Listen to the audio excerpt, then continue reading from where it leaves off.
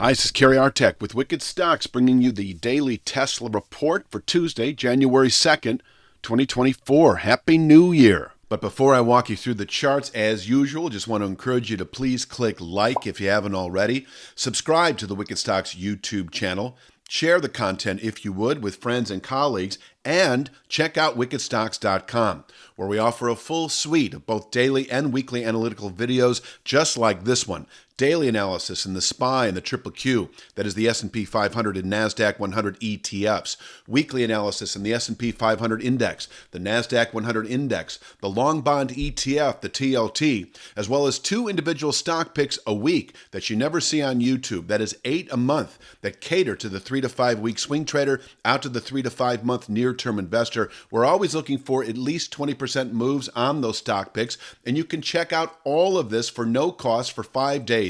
We offer a 5-day free trial up front with a wickedstocks.com subscription. So sign up for wickedstocks.com, check it all out. If you don't like what you see within 5 days, you can cancel your subscription at no cost to you whatsoever. Let's jump into the charts. I'll start with the big picture and work my way into the day itself. This is a weekly bar chart. Goes back a couple of years, 2-3 years, back to the spring of 21, almost 3 years.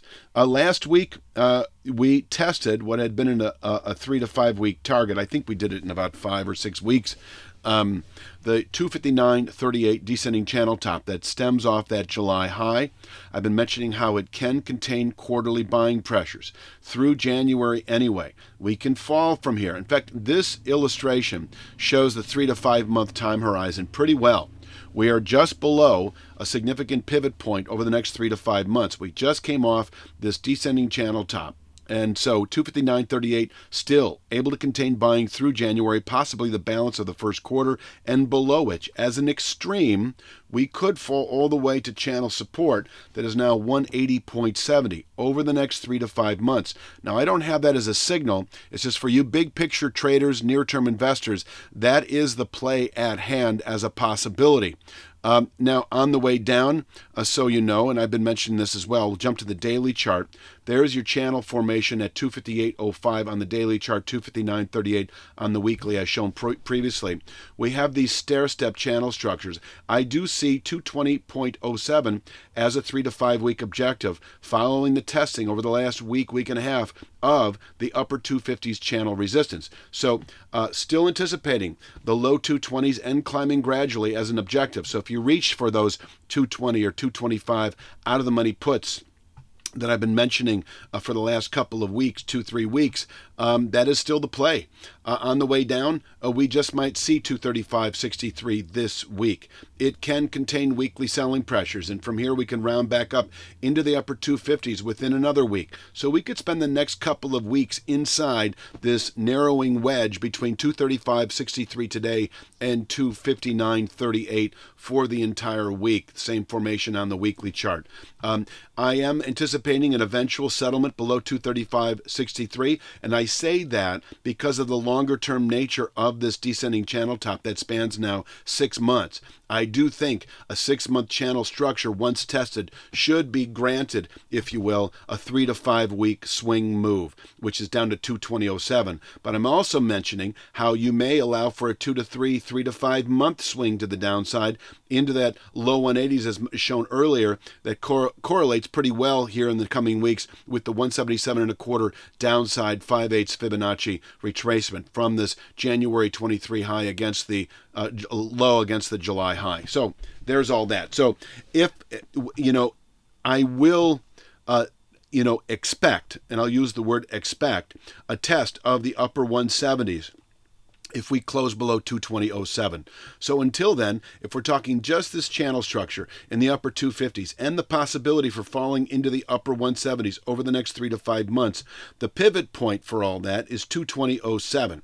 So we can bottom out at 220.07 into February, round back up into the upper 250s within 2 to 3 to 5 weeks of doing so. And if we close below 220.07, then I'm clearly anticipating the 177.25 area roughly within probably another 3 to 5 weeks where we could bottom out into the second quarter and round back up again. But you can play the low 180s, upper 170s objective right now. You could reach for 180 or 175 out of the money puts that don't expire for at least 6 months. You might even go a year out on that just to preserve the time decay element, or reduce it, I should say. So that is the big picture. Now let's jump kind of more into the day itself. I've got 252.71 as an intraday pivot point. We are below it. That is the low of the high that was put out last Thursday. That was also a key reversal high that we put out last Thursday. And it can contain intraday buying pressures. This is a solid day trade level below which 243.84 is likely. Nothing more than a rising 1/3 speed line. 243.84 is a solid day trade level.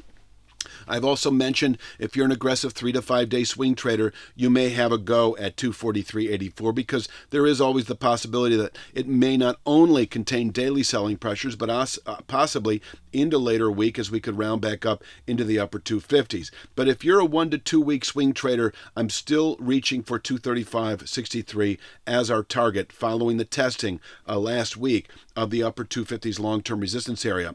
And once again, you can see that we closed above it on a daily basis last Wednesday, but I've always mentioned how it really is the weekly settlement that we need by a full 1% margin to set off a long-term buy signal. So now let's talk upside here. I'm just going to take you back to this chart here, that if we do push or open today back above 252.71, 258.08, 258.05 is likely.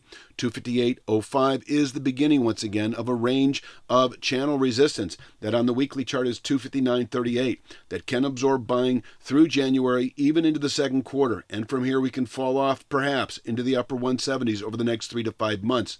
Inversely, it would be a Friday settlement, an end-of-week settlement on this chart above 259.38 by a full 1% margin. This week's number is 261.97. So if on Friday we close 261.97 or higher, then we have a 3 to 5 month buy signal up to 350.78 and rising. And I think that's a realistic target. I think we could see a nice, steady, protracted rally. I do think the first 2 or 3 weeks will be a tough one, but I think it can unfold then eventually as we move into February, March. The first week, 2 or 3, I would expect 285.87. And that is that channel bottom on the weekly chart. But I do think we have it more effectively illustrated here. I'm looking for the chart right now, and that is 281.97 to 286.17. We also have, as I recall, a channel top at 285.87. So we'll be nuancing this, dialing it all in, and giving you a solid range of resistance. It's a combination rising channel top and former channel bottom that is at 286.17 on the daily chart. So it is we'll just call it the 280s for right now, low to mid 280s, and climbing and narrowing gradually. It becomes, at this stage, I'm going to say a 2 to 3 week target because this is pulling away and this is dropping steadily. And it's not 258.05 we're going to be using. We're going to be using, once again, 259.38. With the settlement Friday above it by a 1% margin, I would expect this mid-280s, we'll call it, within 2 to 3 weeks, where we could fall away into February, even later February, back into the upper 250s again. We could fill out this widening wedge for a month or so before then presumably continuing onward and upward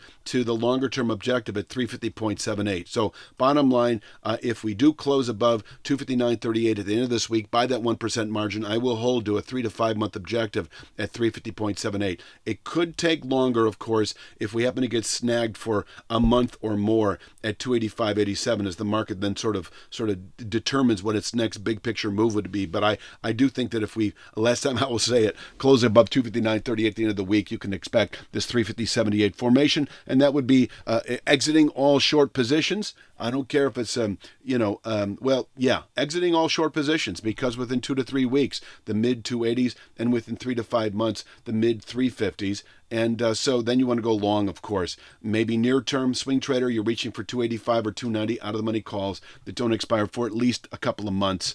Or you reach for 350 or 400 out of the money calls that don't expire for a full year out. I always like to go twice the distance, in expiration as the perceived target time horizon.